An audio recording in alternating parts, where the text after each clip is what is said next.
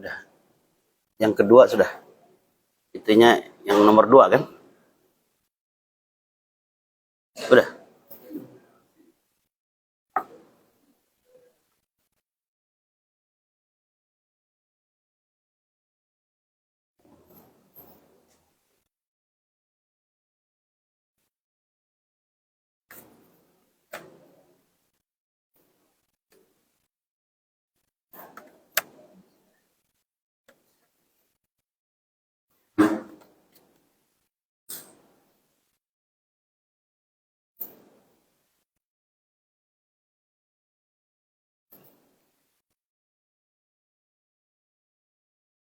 Atau HDMI tadi mana coba?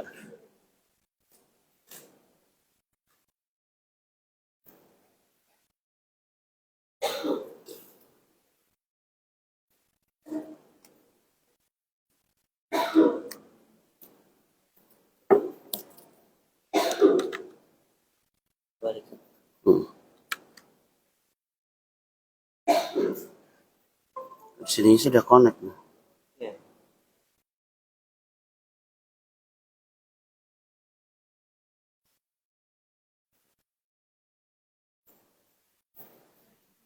Udah nih.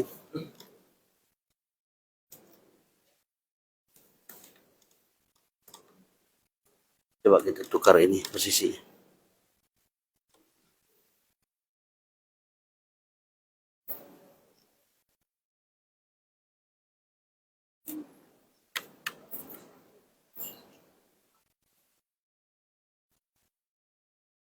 Ada. Ya, coba Pak itu ke sana ya.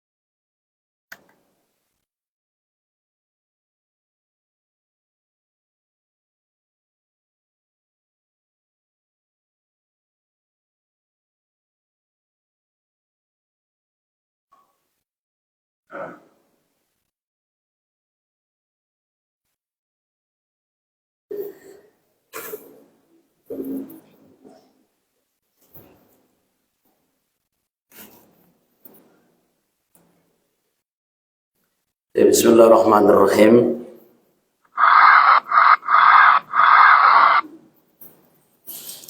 Assalamualaikum warahmatullahi wabarakatuh.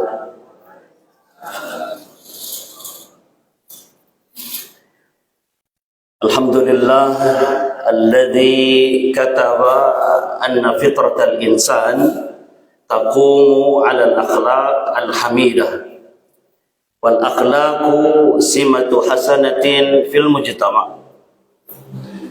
Wassalatu wassalamu ala rasulina al-amin Muhammad ibn Abdullah alladhi yaqul anna aktsara ma yudkhilul jannah taqwallah wa husnul khuluq.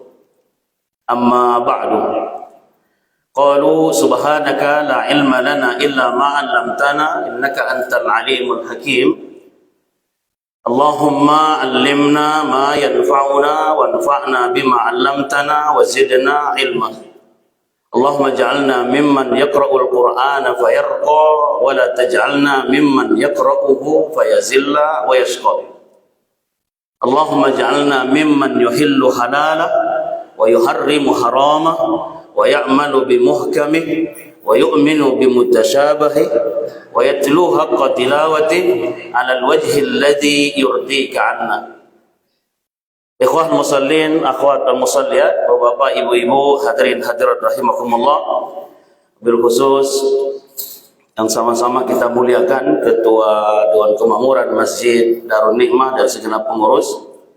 Insyaallah setiap khidmat kita, pelayanan kita kepada tamu-tamu Allah yang sholat di masjid ini menjadi pemberat timbangan kebaikan kita di yaumil akhir nanti. Insyaallah menjadi amal saleh, amal jariah. Amin ya rabbal alamin. Kita awali ta'lim kita kembali dengan lirih kita membaca Sayyidul Istighfar. Bismillahirrahmanirrahim. Allahumma anta rabbi la ilaha illa anta khalaqtani wa ana 'abduka wa ana 'ala ahdika wa wa'dika mastata'tu a'udzu bika min syarri ma sana'tu abu'u laka bi ni'matika 'alayya wa abu'u bi dhanbi faghfirli fa innahu la yaghfiru dzunuba illa anta. Allahumma ighfir lana ya arhamar rahimin. Jemaah rahimakumullah, alhamdulillah subuh hari ini kita kembali bisa bermuajahah, saling bertemu satu sama lain di khairul biqa, tempat terbaik di muka bumi. Salah satunya adalah Masjid Darun Nikmah ini. Insyaallah subuh hari ini kita kembali melanjutkan materi kita, kitab Al-Adabul Mufrad yang dikarang oleh Al-Imam Al-Bukhari rahimahullah. Untuk pertemuan sekarang ini saya rangkum beberapa hadis lanjutan tentunya dari adab silaturahim kemarin. Sekarang adalah adab dan tanggung jawab kepada keluarga. Al-adab wal mas'uliyat lil usrah. Jadi siapapun kita dalam meniatur negara yang terkecil, keluarga, sebagai ayah, sebagai ibu, sebagai anak, sebagai kakek, sebagai nenek, kita punya tanggung jawab terhadap keluarga kita. Maka di kitab ini dikumpulkan oleh Imam Bukhari, lalu oleh orang-orang berikutnya dikasih nomor. Makanya nanti ada nomor-nomor hadis. Kalau kitabnya ini selalu saya bawa. Maka kalau kita baca satu persatu hadisnya, barangkali cuma dapat 2 atau 3 hadis. Nah, ketika DKM mengarahkan dibikin slide seperti ini, satu kali pertemuan itu bisa banyak hadis dan bahkan satu paket materi bisa tuntas. Nah, kalau tidak salah, waktu membahas ada adab ya silaturahim kemarin, ada jemaah yang bertanya tentang adab bertetangga. Ternyata jawaban saya benar, Pak, bahwa setelah nanti adab terhadap keluarga itu langsung materi berikutnya adalah adab bertetangga. Jadi tuntas di situ tuh, ya. Karena di silaturahim kemarin atau silaturahmi itu pembahasannya secara umum. Nah, nanti yang khusus tetangga ternyata Imam Bukhari membuat bab khusus. Baik, untuk ikhtisarnya lanjutan dari adab silaturahim ya.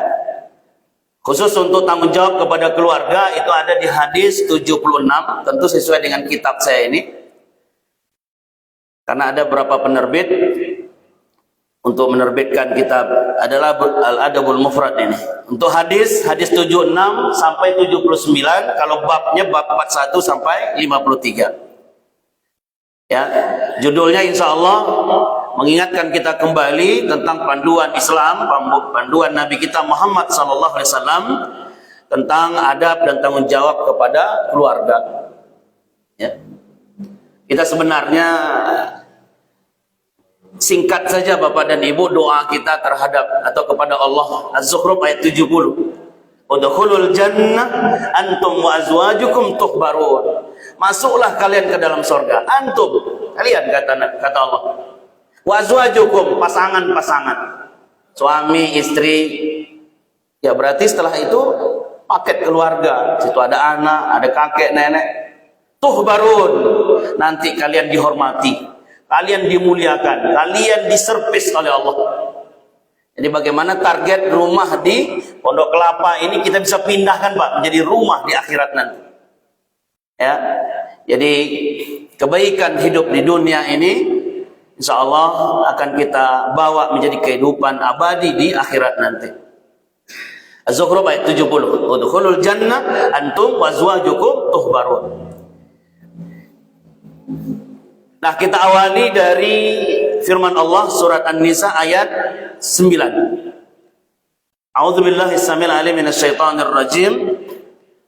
Wal yakhshal ladzina law taraku min khalfihim dzurriyyatan di'afa khafu 'alaihim falyattaqullaha wal yaqulu qawlan sadida. Ini An-Nisa ayat 9. Dan hendaklah takut kepada Allah orang-orang yang seandainya nanti meninggalkan di belakang mereka anak-anak yang lemah. Ibu meninggal, ayah meninggal, kakek nenek meninggal. Tinggallah nanti cucu-cucu kita, anak-anak kita. Dan memang itu siklus kehidupan kan seperti itu. Tapi ada catatan dzurriyyatan di'afa. Yang Allah tidak inginkan generasi yang kita tinggalkan nanti generasi yang lemah. Lemah iman, lemah Islam, lemah takwa, lemah amal soleh. Juga lemah ekonomi, lemah persatuan dan kesatuan dan sebagainya. Salah satu capture yang saya taruh di Facebook saya, Bapak Ibu, adalah kalimat salah seorang ulama yang mengatakan bahwa tahukah kita bahwa ketika anak kita sekarang hari-hari ini jalan sama ayah dan ibunya kemana, ternyata anak itu yang bersama orang tua hanya badannya saja, pikirannya sudah kemana-mana. Sekali lagi, ketika seorang anak bersama orang tuanya atau orang tua bersama anak, ketahuilah anak-anak zaman now ini hanya fisiknya saja yang bersama orang tua, pikirannya kemana-mana. Kemana-mana yang dimaksud apa, Ibu? Tontonan handphonenya, itulah yang dia pikirkan. Kalau bagus yang dia tonton, alhamdulillah, pikiran dia mengarah ke jalan yang lurus, yang baik. Tapi kalau yang dia tonton, yang dia lihat adalah hal-hal buruk, dan visualisasi melalui tontonan mata itu paling kuat merusak akhlak. Jadi fisik anak bersama orang tua, tapi pikiran, mata dia entah kemana. Nah, ini yang disebut oleh guru-guru kita dengan istilah setan gepeng, Pak. Handphone kan, Win. Dan hari-hari ini berbahaya. Dzurriyyatan di'afa. Hati-hati Bapak dan Ibu, orang tua, ketika kita telah tiada nanti meninggalkan generasi anak-anak yang lemah. Khafu alaihim, khawatirlah. Walyattaqullah, maka perkuatlah takwa kepada Allah, wal yaqulu qawlan sadida, dan selalulah berkata yang benar. Ya. Kemudian kita buka surat Al-Isra ayat 31. Tadi An-Nisa 9 terasa kan Bapak Ibu tanggung jawab kita. Karena 60-70 tahun setelah kita di dunia ini, ya, menyusul as-sabiquna awwalun, orang-orang yang dahuluan ke TPU sana. Terasa ada tanggung jawab yang harus kita tunaikan. Kemudian sekarang Al-Isra ayat 31, nama lainnya surat Bani Israil. وَلَا تَقْتُلُوا أَوْلَادَكُمْ خَشْيَةَ إِمْلَاقٍ نَحْنُ نَرْزُقُهُمْ وَإِيَّاكُمْ إِنَّ قَتْلَهُمْ كَانَ خِطَأً كَبِيرًا. Jangan kalian bunuh anak-anak kalian hanya karena takut miskin. Kami yang beri rezeki, kata Allah. Anak kalian orang tua, rezeki kalian kami yang beri, kata Allah. Inna qatlahum kana khita'an kabira. Membunuh anak karena takut miskin, karena aib di masyarakat, ya, ekonomi lemah dan sebagainya, khita'an kabira, kesalahan yang besar. Sepertinya hari-hari kehidupan kita ini, baik dalam dan luar negeri, kita selalu diperlihatkan orang-orang yang bunuh diri atau membunuh anak-anaknya. Ya, ada yang bisa diselamatkan, ada juga yang tidak. Nah lihat, Allah ingin mengajar kita tanggung jawab kehidupan. Semiskin apapun, jangan anak yang diracun. Semiskin apapun, seberat apapun hidup, apalagi seorang istri, ibu, di saat yang sama suaminya punya wanita lain, punya will, atau menceraikan istrinya, maka kondisi berat seperti ini kerap kali istri mengambil jalan pintas, bunuh diri atau membunuh anak-anaknya dulu baru membunuh dirinya. Waliyazubillah. Seorang muslim, seorang muslimah tidak boleh berputus asa. Wala tai'asu min rahillah. Jangan bunuh anak-anak kalian hanya karena takut miskin. Terakhir saya ambilkan di surat ini tadi Al-Isra. Ini salah tulis 31 berarti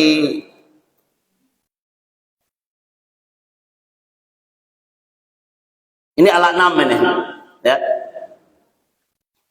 Wala taqtulu auladakum min imlaq. Nahnu narzuqukum wa iyyahum.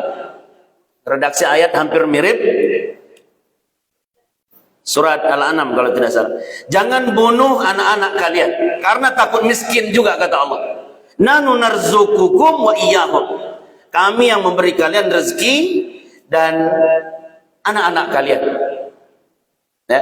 An-Nisa, Al-Isra, kemudian Al-An'am ini insyaallah ini mukaddimah yang disampaikan oleh pensarah kitab Al-Adabul Mufrad untuk mengingatkan kita tentang panduan terbesarnya langsung dari Al-Quran dulu.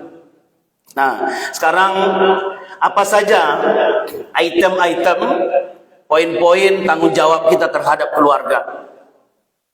Saya sarikan dari hadis 7699 untuk babnya 41 sampai 53.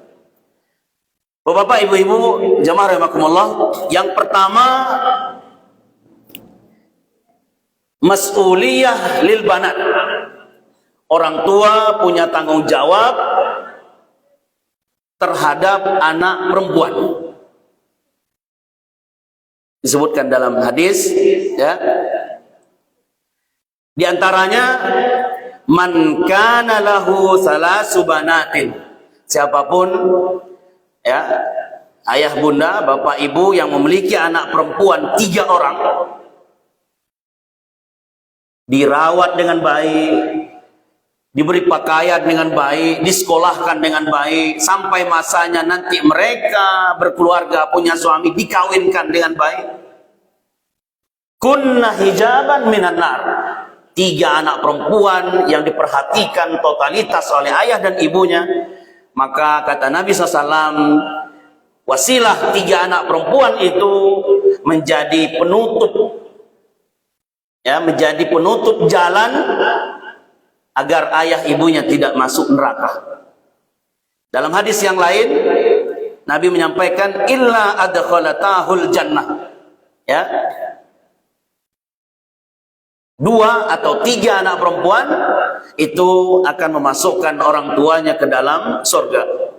Bahkan dalam hadis yang lain kalimat Nabi, wajabat lahul jannah al-battah. Pasti, kalau al-battah itu gitulah Pak terjemahan kita barangkali, pasti masuk surga. Kalau pendidikan anak perempuan, dalam hadis ada sahabat mengatakan, kalau 2 bagaimana ya Rasul? Sama, 2 juga kata Nabi. Jadi anak perempuan memang butuh ya perlakuan khusus. Apalagi dekadensi moral hari ini luar biasa. Ya, mohon maaf Bapak Ibu-ibu, semalam saya makan pecel lele kan begitu di jalan. Lalu di sebelah kita kumpulan anak-anak muda berhijab tetapi merokok. Ada yang pakai rokok langsung ke mulut, ada yang pakai asap banyak itu apa? Sisa Pak. Pendidikan. Maka renungan kita sebagai dai, sebagai orang tua, ya Allah, begitu berat ya mengawal pendidikan anak-anak kita. Makanya hari ini kita serahkan anak kita ke guru rumah Quran, guru pesantren, guru sekolah umumnya, SD, SMP, SMU atau kuliah, tapi tetap orang tua harus memonitoring, tetap harus mengawal. Karena itulah kedekatan nanti akan membuat anak akan semakin terjaga akhlaknya. Karena kalau sudah ngumpul Pak sama teman itu, ya, kalau tidak ikut tren yang ada, maka mereka akan dikucilkan. Nah, yang siap dikucilkan ini siapa? Anak-anak yang menjaga sholatnya, yang tilawah Al-Quran, yang sudah ada bimbingan dari orang tuanya. Apalagi usia kuliah, bertahanlah 4 tahun istiqomah. Jangan melanggar syariat, jangan berbohong kepada orang tua dan sebagainya. Maka lihat, ini tanggung jawab ini. Kasahu, kalau bahasa hadisnya kasah. Siapa orang tua yang memberi pakaian anaknya? Siapa yang memberi makan anaknya? Fisik anak diperhatikan, rohani anak juga diperhatikan melalui pendidikan. Maka 3, ini hadisnya berbeda-beda tapi intinya sama. Kunna hijaban minan nar. Anak perempuan itu nanti akan menjadi, ya, penghalang ayah ibunya masuk neraka. Penyelamat berarti anak perempuan. Kemudian yang kedua, illa adkhalatahul jannah. Anak-anak perempuan ini akan memasukkan orang tua ke dalam surga. Dan yang ketiga, wajabatahul jannah. Wasilah 2 atau 3 anak perempuan yang diperhatikan, ya, maka akan memasukkan orang tuanya ke dalam surga. Ini tanggung jawab yang pertama. Ya. Ustaz, saya cuma punya 1, yang lebihnya anak laki gitu. Ya, tetap menjadi tanggung jawab kita. Ini Nabi menyebutkan tingkat kesulitan nih Bu. Kalau ada anak perempuan 1, ada anak perempuan 2, ada anak perempuan 3 atau 5, kesulitan yang paling tinggi yang mana? Yang hitungan 3 tadi kan? Tapi tanggung jawab kita untuk, ya, pendidikan anak, kemudian memenuhi kebutuhannya tetap wajib. Kemudian tanggung jawab kita berikutnya yang kedua, mas'uliyah lil bintil mardudah. Ayah dan ibu punya tanggung jawab kepada anak perempuan yang diceraikan suami. Perceraian itu kan tidak kita inginkan. Ya. Tidak ada orang tua yang menginginkan anaknya bercerai, kan enggak? Tetapi sunnatullah sudah diatur dalam syariat, ada khulu, ada tolak. Ya kan, ada kapal yang memang tidak bisa diselamatkan lagi, harus pecah, Pak. Ya, nah pecahnya itu ya dipisah suami istri walaupun sudah punya anak. Nah, di saat sang perempuan sudah bercerai dari suaminya, Rasulullah SAW bersabda, anak perempuan dicerai suami, balik kepada ayah ibunya, balik ke rumah besarnya. Hadis Abu Hurairah radhiyallahu anhu, a'zamus shadaqah ibnatuka mardudah ilaika laisa laha kasibun ghairuka. Ya, sedekah orang tua yang terbesar, kata Nabi SAW, manakala anak perempuanmu yang sudah bersuami dicerai oleh suaminya, lalu nak baliklah ke rumah ayah dan ibu. Inilah rumahmu yang sebenarnya. Tenangkan pikiranmu, selesaikan masa indahmu. Kalau nanti Allah pertemukan dengan jodoh yang baru, lebih selektif lagi, kan begitu pesan kita. Tapi jangan biarkan anak perempuan mencari jalan hidupnya sendiri. Itu yang sering terjadi, Bu. Tahu-tahu sudah bergabung dengan teman-temannya yang jual diri di apartemen Kalibata. Tahu-tahu sudah bertemu dengan teman-teman lamanya yang akhlaknya juga tidak karuan. Maka kembalilah ke rumah ayah dan ibu. Walaupun pilu, walaupun berat hati, inilah rumah yang sebenarnya. Laisa laha kasibun ghairuka.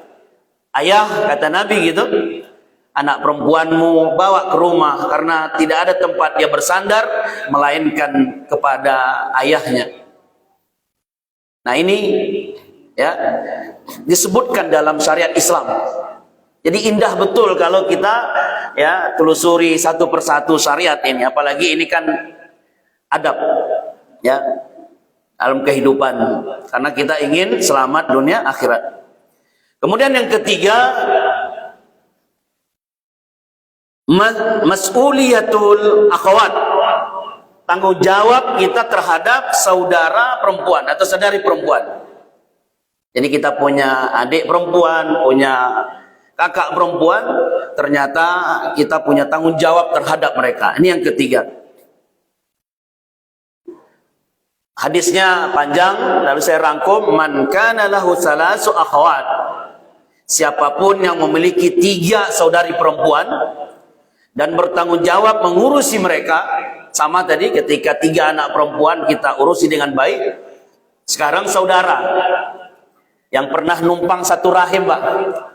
Jadi sebenarnya kalau ada sengketa arisan, bukan warisan, bukan sengketa arisan, sengketa warisan di kampung, dimanapun gitu. Ketika ingin melembutkan hati itu dengan dalil kita pernah satu rahim, satu rumah dengan abang, dengan adik kita, di rahim ibu kita, sudah cukup sebenarnya untuk melembutkan hati kita itu. Apalagi abang-abangnya merantau ke Jakarta, sudah sukses gitu. Tapi ketika sementara adik perempuannya merawat emaknya, ayahnya di kampung, tapi ketika jual sawah, jual tanah, jual rumah, bagian warisan, ya abang-abangnya yang sudah sukses ini pun tetap mengambil bagian. Bahkan lidzakari mislu hazil unsayin, menerapkan syariat lagi. Karena abang nih, abang laki, 2 bagian dari kamu. 2 kali lipat. Ya. Maka perhatian kita kepada saudari perempuan, ya, saudara perempuan kita, ketika kita urusi mereka dengan baik, hatta ketika mereka sudah bersuami pun, ya, tanggung jawab pertama kan suami, tapi pasti komunikasi dengan saudara kandungnya yang laki itu tidak akan putus. Apalagi mereka memang belum bersuami, ayah ibu sudah meninggal, sementara ada 3 orang saudara perempuan, maka betapa besar pahala ya seorang adik atau seorang abang laki-laki yang mengurusi mereka. Dan ini disebutkan oleh Rasulullah SAW dalam hadis, ya, berpahala surga. Jemaah rahimakumullah, itu adab yang ketiga. Kemudian yang keempat, mas'uliyah istimrar hayatil bint, tanggung jawab terhadap keberlangsungan hidup anak perempuan.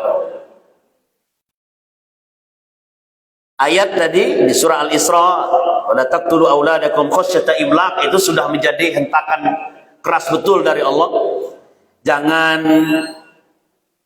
membunuh anak-anakmu hanya karena takut miskin.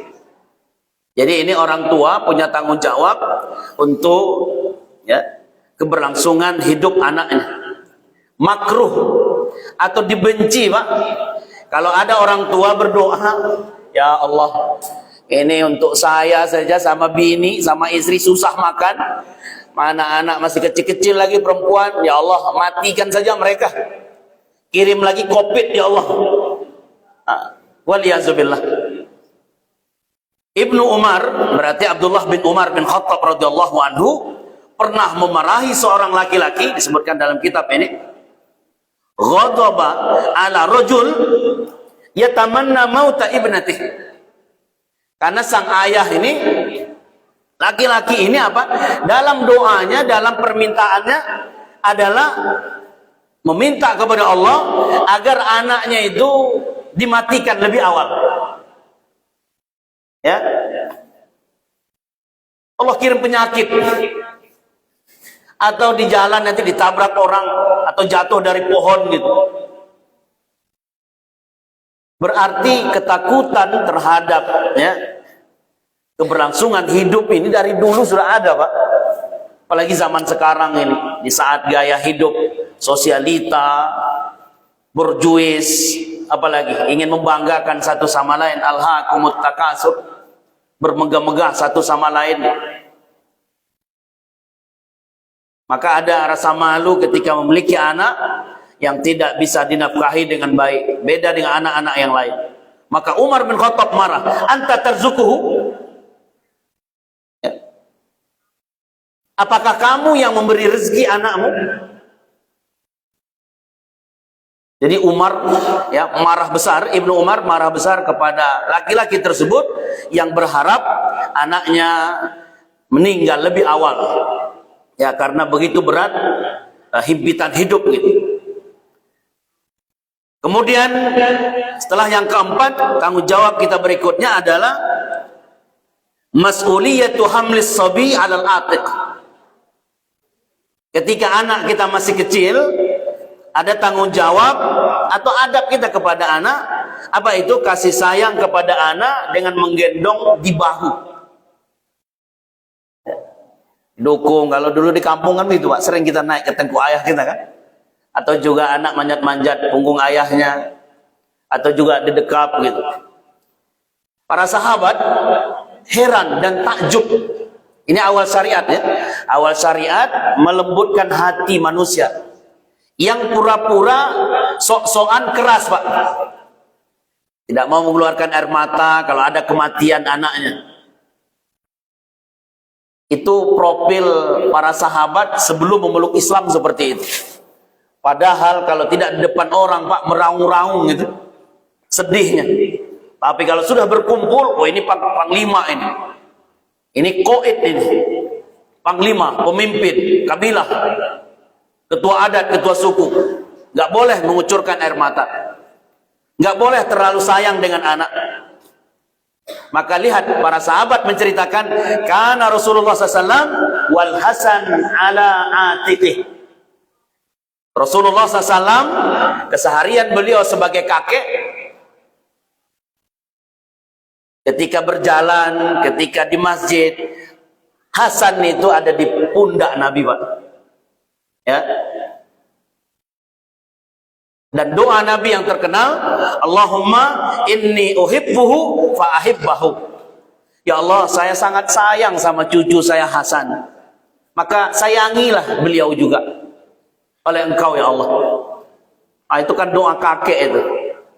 Doa kakek untuk cucu. Karena cucu kan masih darah daging kakeknya kan begitu. Nah, apalagi memang langsung kepada anak kita. Ya. Karena ketika terjadi gerhana matahari pertama kali terjadi di Madinah itu terlihat bagaimana Nabi SAW bergegas mengajak umat untuk sholat kusufus syams. Dan Nabi terlihat betul tegang, Pak, khawatir. Jangan-jangan matahari ini nanti tidak kembali terang lagi. Selamanya gelap. Maka sampai sal Nabi, sorban Nabi pun jatuh.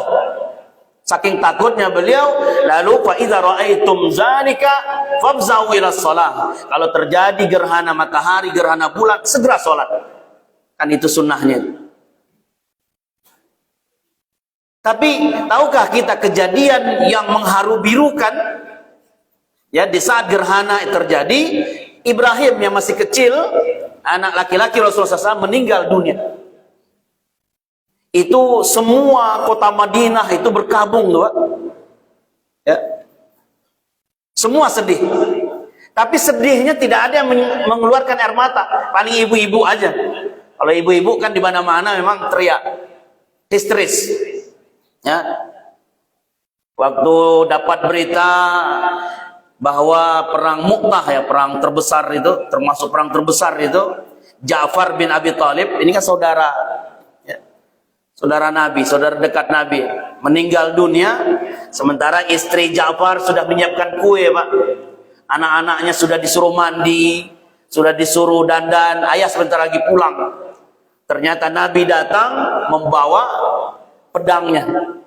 Lah, kok pedang suami saya engkau bawa ya Rasul? Maka pecah tangis itu. Tangis histeris. Istri Ja'far yang tadi menunggu kedatangan suami, ternyata yang tiba hanya pedangnya saja. Berarti suaminya telah syahid di perang Mu'tah itu. Tetangga berdatangan ke rumah istri Ja'far dan ikut histeris juga, menangis.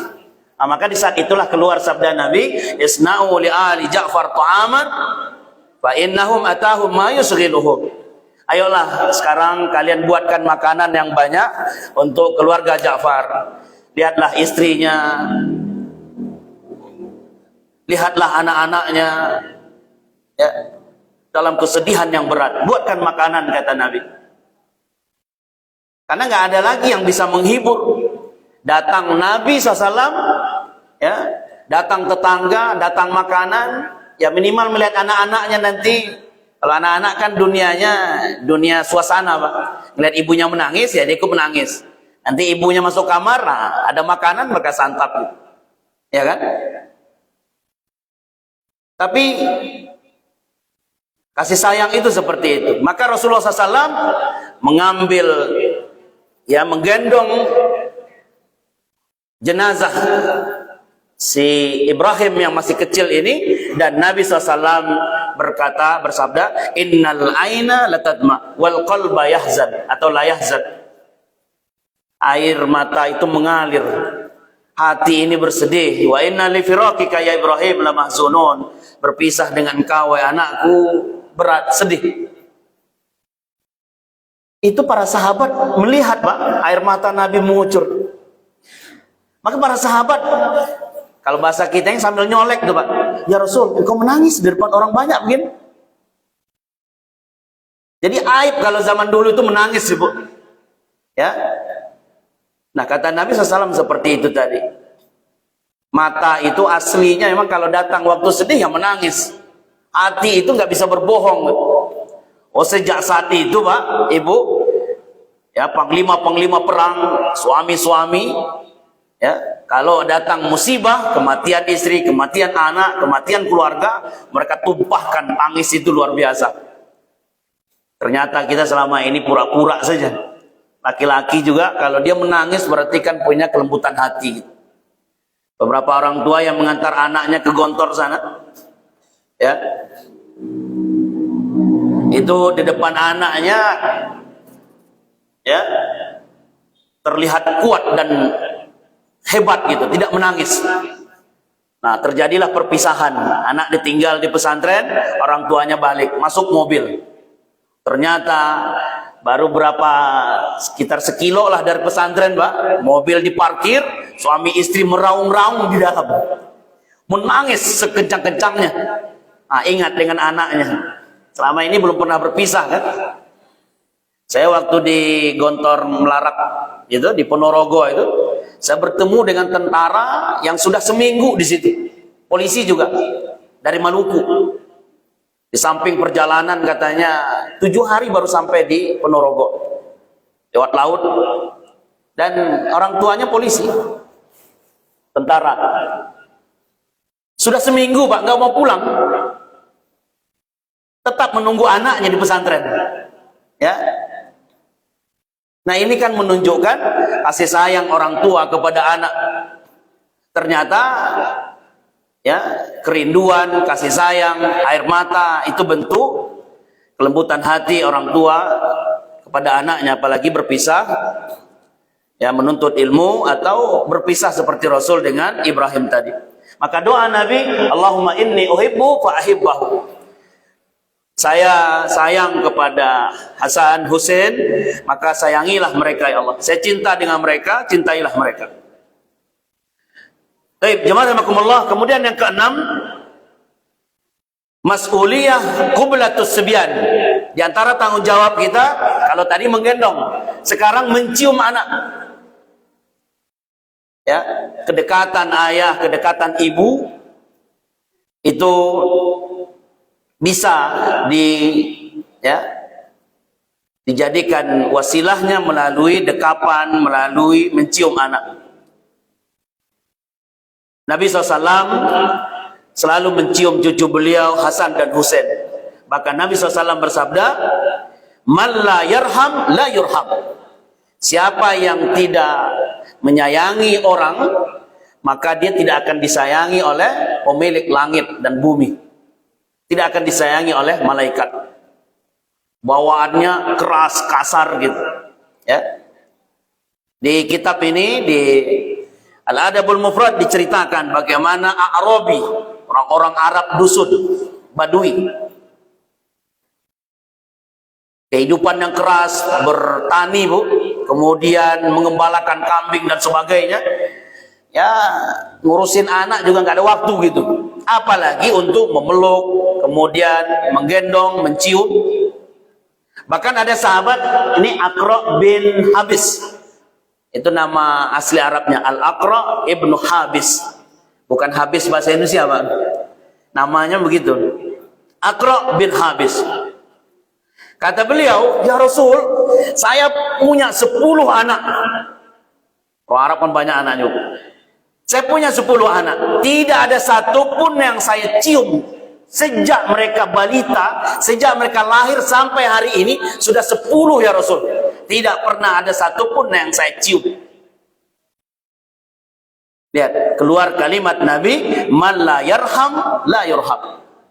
Kalian yang keras-keras, yang kasar ini kepada anak, tidak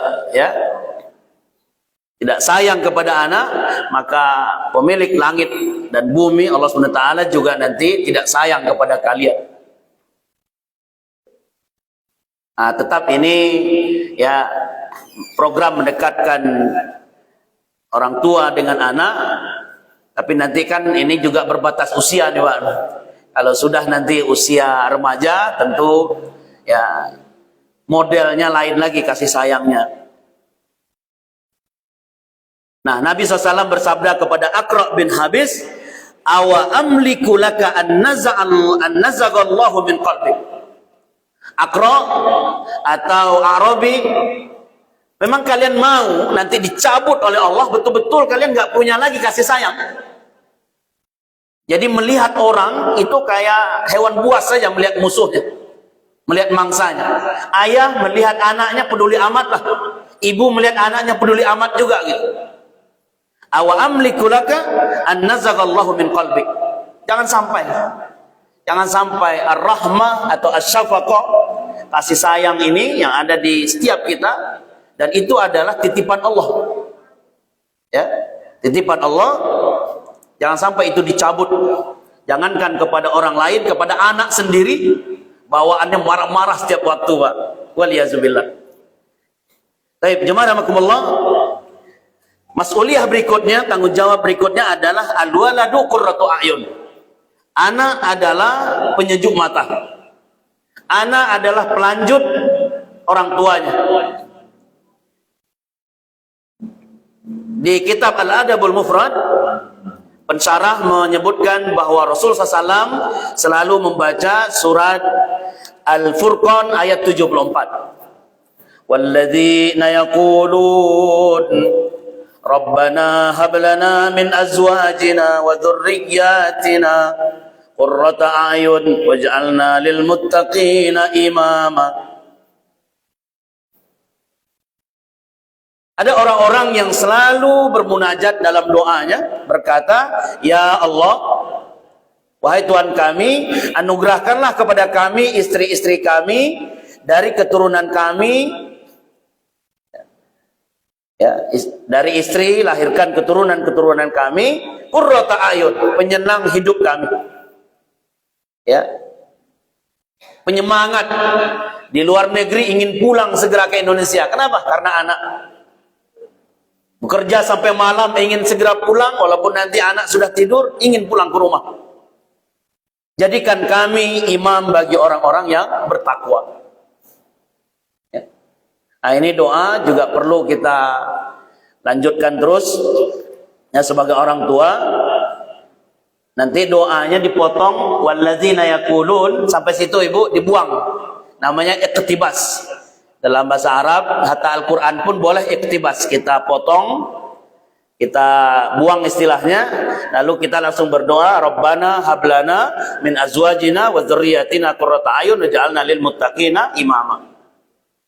Sama dengan Al-Baqarah 201 ya. Wa minhum may yaqulu Rabbana atina fid dunya hasanah wa fil akhirati hasanah wa qina adzabannar. Jadi kalimat sebelumnya ya tidak kita baca, sehingga waktu baca doa Rabbana atina kan tidak pernah kita dengar wa minhum may yaqulu Rabbana atina fid dunya. Nah, selalu dari Rabbana atina. Nah, itu boleh-boleh saja, namanya iktibas. Tidak ada niat untuk menistakan Al-Quran, tapi mengambil poin doanya. Sama dengan doa Nabi Ibrahim, waj'alna muslimaini laka. Jadi yang belajar bahasa Arab, 2 orang anak muslimaini. Kalau kita baca doa bersama, waj'alna muslimina, berubah dari muslimah ini menjadi muslimina. Karena kalau muslimah ini berarti Ismail dan Ishak. Nah, kita bersama-sama waj'alna muslimin. Nah, ini sampai 9, satu lagi setelah ini. Yang ke-8, iksarud doa lil ashab. Tanggung jawab kita dalam kehidupan ini, tadi urusan keluarga tadi itu, urusan yang sedarah dengan kita, satu nasab. Ternyata andai taulan sahabat-sahabat kita, ada panduan, ada adab dalam Islam, apa itu? Memperbanyak doa untuk teman atau sahabat. Ya. Sunnah berpahala besar mendoakan kebaikan untuk sahabat kita, untuk orang lain. Doa yang diajarkan Nabi, Allahumma aksir malahu wa waladahu wa barik lahu. Ya Allah, sahabat saya ini perbanyaklah hartanya. Sahabat saya ini perbanyaklah anaknya. Sahabat saya ini berkailah hidup. Ya. Allahumma aksir malahu wa waladahu wa barik lahu. Supaya kita saling mendoakan. Saya mendoakan ibu-ibu, bapak-bapak, ibu-ibu mendoakan saya. Mari kita baca sama-sama. Saya pandu. Allahumma aksir malahu wa waladahu wa barik lahu. Berikutnya kita bayangkan saudara kita, abang kita atau adik kita, lalu kita bacakan doa ini. Doa bizahril ghaib, dari masjid Darun Nikmah ini sampai kepada mereka. Dan ini salah satu trik kiat berdoa yang makbul di sisi Allah. Orang nggak tahu, Pak. Ayah ibu kita, saudara kita dimanapun berada sekarang, tahu-tahu di subuh ini kita doakan doa ini. Kita berpahala besar, dan nanti siang coba telepon. Ada sesuatu yang mereka dapatkan berbentuk nikmat rezeki gitu. Nah, sampaikan saya sudah mendoakan ya keluarga dari Masjid Darun Nikmah. Baik, sekali lagi, Allahumma aksir malahu wa waladahu wa barik lahu. Nah, sunnahnya 3 kali, Pak, witir. 1, 2, 3. Allahumma aksir malahu wa waladahu wa barik lahu. Allahumma amin ya rabbal alamin. Nah, jadi nanti dalam doa kita atau dalam ucapan, selama ini kan kalau kita ini bertemu dengan saudara kita cuma berucap syukran katsira atau jazakumullah khair. Nah, nanti ditambahkan, Pak. Pakai bahasa Indonesia juga di WhatsApp Ibu boleh. Allahumma barik ya. Allahumma aksir malahu wa waladahu wa barik lahu. Baik, ini yang terakhir. Sampailah kita pada adab hadis yang ke-99, berarti mas'uliyatu birril ab lil walad. Bakti ayah kepada anak. Materi kita di awal ini, kalau masih ingat, belum pakai layar saya, belum pakai slide. Bakti anak kepada ayah ibu. Ternyata hari ini kita sebagai orang tua ada adab kepada anak. Bakti ayah, bakti ibu, bakti orang tua kepada anak. Jadi Islam itu 2 arah. Anak ke orang tua iya, orang tua kepada anak pun iya. Nah, Rasulullah SAW bersabda, kama anna liwalidika alaika haqqan, kazalika liwaladika alaika haqqan. Ketika orang tua memiliki hak untuk ditunaikan oleh anaknya, begitu juga anak memiliki hak untuk ditunaikan oleh orang tuanya. Ya. Jadi ini bisa kita manai dengan baik di saat banyak orang tua yang lalai dengan pendidikan anak, dengan anaknya, ya sudahlah. Anak saya mau bisa ngaji atau tidak, peduli amat. Anak saya nanti sukses sekolahnya, kuliahnya, terserahlah. Yang penting saya kirim aja biaya terus gitu. Nggak bisa. ternyata ayah dan ibu suatu hari nanti akan diminta pertanggungjawaban. Dialog orang-orang yang mengadu kepada Umar, ya. Maka Umar marah kepada orang tua. Makanya kata Umar gini, Pak, kalau marahnya itu gini. Makanya wahai kalian laki-laki, dari awal itu cari rahim perempuan, cari istri yang dari garis keturunan yang baik-baik. Karena dari situ nanti akan lahir anak-anak yang baik-baik juga. Karena dari situ nanti setelah disusuin 2 tahun akan dilatih, akan dididik oleh orang tuanya. Maka Imam Syafi'i mengatakan al-madrasatul ula, ya, ibu rumah adalah sekolah pertama, kan gitu. Nah, jadi dari awal memang sudah kata Umar, atau dalam asar namanya, ya, orang-orang soleh itu dari awal sudah mempersiapkan anak yang soleh melalui mencari ibu-ibunya, mencari calon istri yang solehah. Jadi kama anna liwaladika alaika haqqan kadzalika liwaladika alaika haqqan. Jadi kita punya hak, punya kewajiban untuk berbakti kepada anak. Jemaah rahimakumullah, izin saya tutup dengan ini kisah saya waktu khutbah Idul Adha dulu saya sampaikan itu untuk motivasi orang tua. Jadi ada ayah ibu yang punya 2 orang anak. Ya. Nah, ayah ibu ini atau ayah ini berpesan kepada anaknya, jangan menagih hutang. Itu saja. Yang kedua, ketika berangkat ke toko, orang tuanya meninggalkan ini warisan toko, tutup toko, jangan muka kalian terkena cahaya matahari. Lihat, 2 orang anak ditinggal dengan harta warisan seperti itu dan pesan, maka cara mau ngambil ibrah pelajaran dari nasihat orang tuanya itu berbeda. Anak yang pertama, jangan menagih hutang kepada orang yang berhutang. Maka ketika dia kan ditinggalkan dengan harta warisan yang cukup, dia kasih pinjam orang-orang. Dan setelah itu dia nggak tagih. Maka duitnya habis, Pak. Ya kan? Hutang dikasih ke orang, tapi setelah itu ingat pesan ayahnya jangan ditagih. Ya tentu modal dia hilang. Yang kedua, pulang pergi ke toko, mata, muka ini jangan kena cahaya matahari. Maka dia pakai ongkos, naik kendaraan, naik beca, naik mobil, untuk sampai ke tokonya. Ini anak yang pertama. Maka habis kan, biaya operasional habis gitu. Anak yang kedua, ketika dipesankan orang tuanya seperti ini, jangan menagih hutang kepada orang yang berhutang kepadamu, maka dia mulai punya konsep.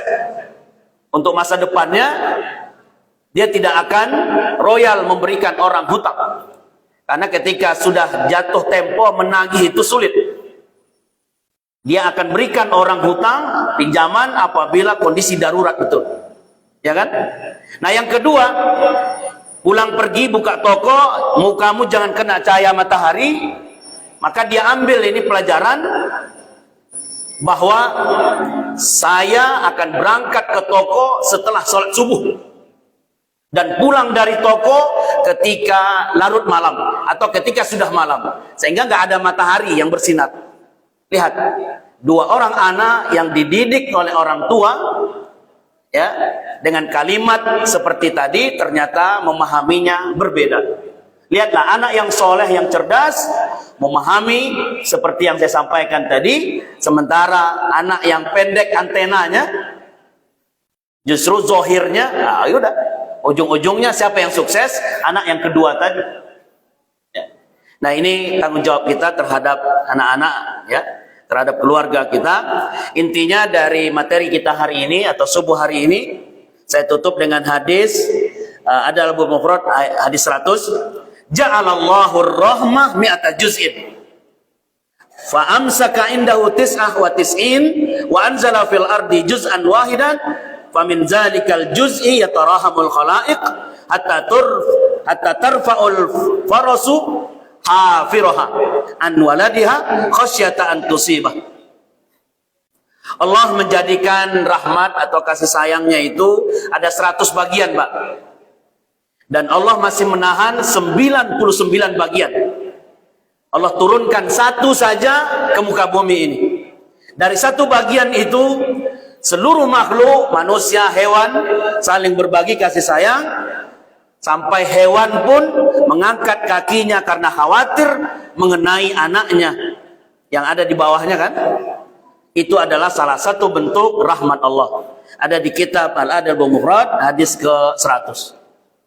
Nah, jadi dari awal tadi tanggung jawab, adab kepada anak, kepada saudara, kepada sahabat, semua itu adalah kasih sayang yang Allah turunkan hanya 1 juzuk. Yang 99 masih ditahan oleh Allah, nanti akan diberikan di surga. Baik, itu saja materi kita, semoga bermanfaat. Barangkali ada pertanyaan atau sudah syuruk? Betul, Ustaz.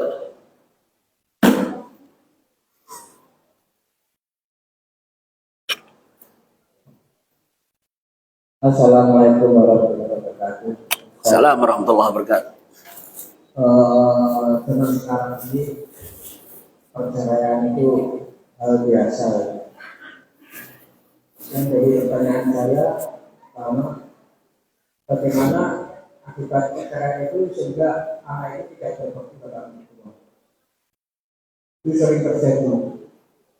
Ketika dari perceraian orang tua, akhirnya si anak membenci bapaknya atau ibunya. Dia cari kasih sayang yang di luar itu. Ya. Kemudian tadi Pak Ustadz mengatakan bahwa sedekah yang sebesar itu terhadap anak yang diceraikan suaminya. Padahal sekarang itu banyak orang istri yang menceraikan suaminya. Nah, ini bagaimana itu? Apakah orang tua itu juga bersedekah terbesar pada istri yang menceraikan suaminya? Karena dia, si istri itu sudah siap untuk berdiri sendiri, tidak mengandalkan orang tuanya. Begitu Pak Ustaz. Ya. Waalaikumsalam warahmatullahi wabarakatuh. Di tengah ya banyaknya cobaan kehidupan ini, terutama kita ingin membangun mahligai rumah tangga, keluarga yang sakinah, mawaddah, warahmah, ya, saling mencintai satu sama lain, apalagi sudah ada anak, tapi ternyata biduk rumah tangga harus pecah.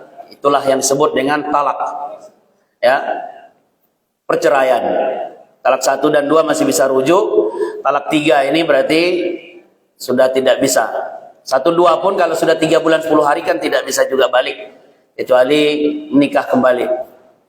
Nah, pertanyaan besarnya adalah bagaimana dengan anak? Jangan-jangan sehari-hari di rumah sudah menyaksikan ibunya dimarahi sama ayahnya, bahkan KDRT kan begitu, kekerasan. Mungkin sebaliknya juga, istri juga melawan ke suami gitu. Nah, traumatik itu ditambah lagi puncaknya adalah pengadilan memutuskan pasangan ini bercerai.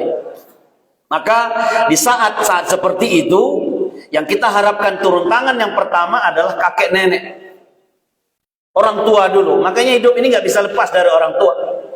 Siapapun kita yang baru punya mantu atau baru menikah, ketika sebentar lagi punya cucu, ujung-ujungnya nanti kakek nenek juga yang dipanggil ke rumah untuk menjaga sang bayi, untuk menemani kelahiran dan sebagainya.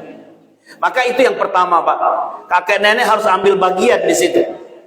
Karena nanti anak ini kalau sudah salah jalan, salah asuh, salah teman, maka akibatnya akan fatal. Kan begitu. Nah, yang kedua yang kita harapkan pendidikan. Ya, pendidikan. Jadi banyak anak-anak yang orang tuanya broken home, ya, hubungan keluarga, rumah tangganya berantakan, tapi anaknya alhamdulillah. Karena anaknya di pondok, karena anaknya dirawat oleh pamannya dan sebagainya. Ya, jadi yang pertama, keluarga terdekat hadir untuk mengayomi anak tersebut, lebih aman, pendidikan, kemudian juga pertemanannya dikawal dengan baik. Sementara ayah ibunya kan sudah mencari kehidupan masing-masing, kadang sama anak pun lupa. Yang kedua, pendidikan. Nah, 2 inilah yang kita amankan. Itu pertama, ya, wallahu alam. Kemudian pertanyaan yang kedua, sekali lagi Pak, mana hadisnya ini? Hadisnya itu adalah a'zamus shadaqah ibnatuka mardudah ilaika laisa laha kasib. Jadi hadisnya itu berbunyi, kalau ya anak perempuan, maksudnya istri, itu dicerai oleh suaminya, maka di saat dia sudah bercerai, dia kembali kepada ayah ibunya.